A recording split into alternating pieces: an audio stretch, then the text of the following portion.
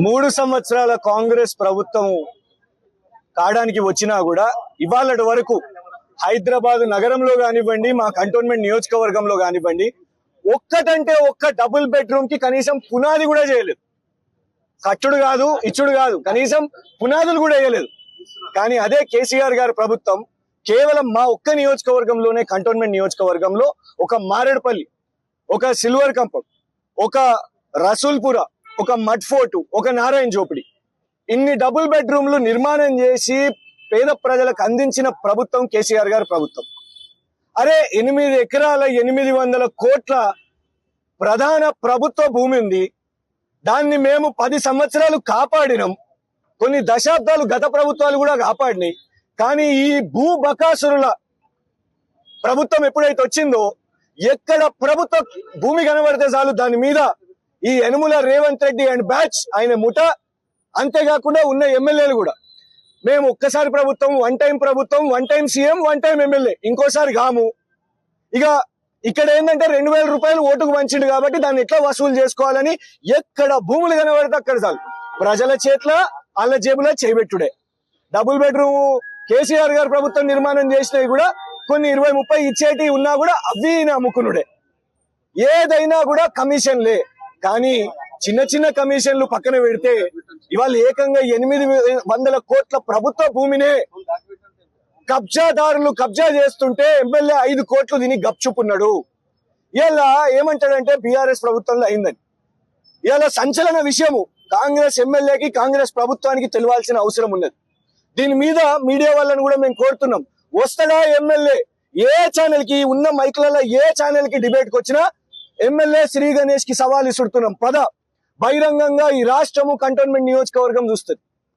మీ ప్రభుత్వం ఎట్లా అప్పచెప్పింది, బీఆర్ఎస్ ప్రభుత్వం దీన్ని ఎట్లా కాపాడింది, గత ప్రభుత్వాలు ఎట్లా ఈ ప్రభుత్వ భూమిని కాపాడింది, ఇవాళ నువ్వు చేసిన ఈ చర్యల వల్ల ఎట్లా ఇవాళ ప్రైవేట్ వ్యక్తులకు వెళ్ళిపోయిందో ఇవాళ మీ ముందు డెఫినెట్ గా పెడతాం. ఆయన ఎక్కడ డిబేట్కి వచ్చినా ఇది బీఆర్ఎస్ ప్రభుత్వం సెప్టెంబర్ లో ఎన్నికల కోడ్ ఉంటే 19 ఆగస్టు 2023 ఇదే ప్రభుత్వ భూమిలో, ఇదే 157/1 లో కబ్జా చేద్దామని కొందరు వ్యక్తులు అక్కడికి పోయేదో ప్రయత్నం చేస్తే ఆనాడు ఎంఆర్ఓ పృథ్వీ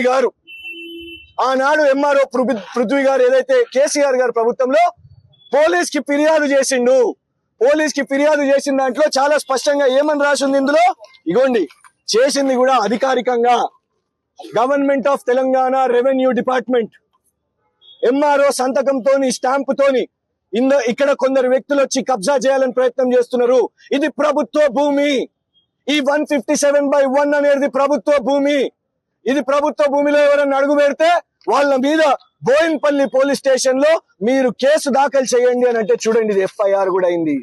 కేసీఆర్ గారి ప్రభుత్వంలో ఆనాడు పోలీసులు కూడా కబ్జాదారులు ఇందులోకి ఎంటర్ అయితే ఎఫ్ఐఆర్ చేసిర్రు. ఆ తర్వాత అందరికి తెలిసిన విషయమే, నెల రోజుల్లో ఎన్నికలు వచ్చేసినాయి. ఎన్నికలు వచ్చినప్పటికెళ్ళి వీళ్ళు ఏం చేసిర్రు, ఇగోండి ఇక్కడ స్పష్టంగా కనబడుతున్నది. ఇందిరమ్మ ఇల్లు నిర్మాణం చేస్తామని హామీ ఇచ్చిర్రు.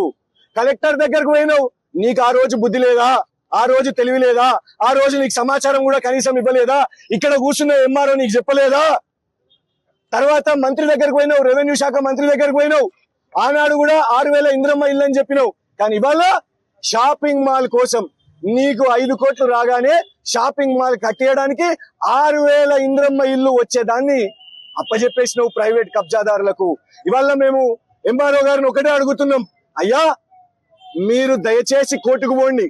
75లో ఎంఆర్ఓ కాపాడిండు, 88లో ఎంఆర్ఓ కాపాడిండు, ఆఖరికి 2009 నవీన్ మిట్టల్ హైదరాబాద్ కలెక్టర్ ఎవరి మీద అయితే చర్యలు జరిగినాయో ఆ కలెక్టర్ కూడా ప్రైవేటు వ్యక్తులకు అప్పచెప్పాలనుకుంటే ఆనాడు కూడా ఎంఆర్ఓ కలెక్టర్ కి వ్యతిరేకంగా రిపోర్ట్ ఇచ్చి ఎంఆర్ఓ ఆనాడు కూడా ఇక్కడ కాపాడడానికి ప్రయత్నం చేసిండు.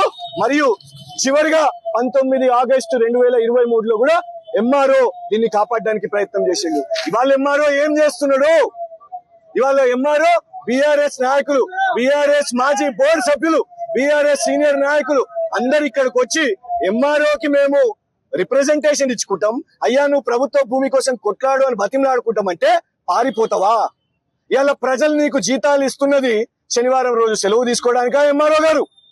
మీకు అందరికీ తెలుసు, మీడియాకి తెలుసు, పోలీసులు ఇంతమంది 200 మంది పోలీసులు, Boinpally police station, Begumpet police station, Marredpally police station, Karkhana police station, 4 police స్టేషన్లు ఇక్కడనే వచ్చి బీఆర్ఎస్ నాయకులను ఆపడానికి ప్రయత్నం చేస్తున్నది. మేము కేవలం వచ్చింది ఎంఆర్ఓ గారికి, అయ్యా నువ్వు పోయి కోర్టులో కౌంటర్ దాఖలు చేయని అడగడానికే ఇక్కడికి వచ్చినాం కదా. ఇక్కడ ఈటల రాజేందర్ స్పందించాడు, బీజేపీ వాళ్ళు మాట్లాడరు, కాంగ్రెస్ వాళ్ళు మాట్లాడరు. మేము ఛాలెంజ్ చేస్తున్నాం, బీఆర్ఎస్ పోరాడుతున్నది 6000 ఇంద్రమ్మ ఇళ్ల కోసం, ఈ ప్రభుత్వ భూముల కోసం. కాంగ్రెస్ పోరాడుతుందా? బీజేపీ పోరాడుతుందా?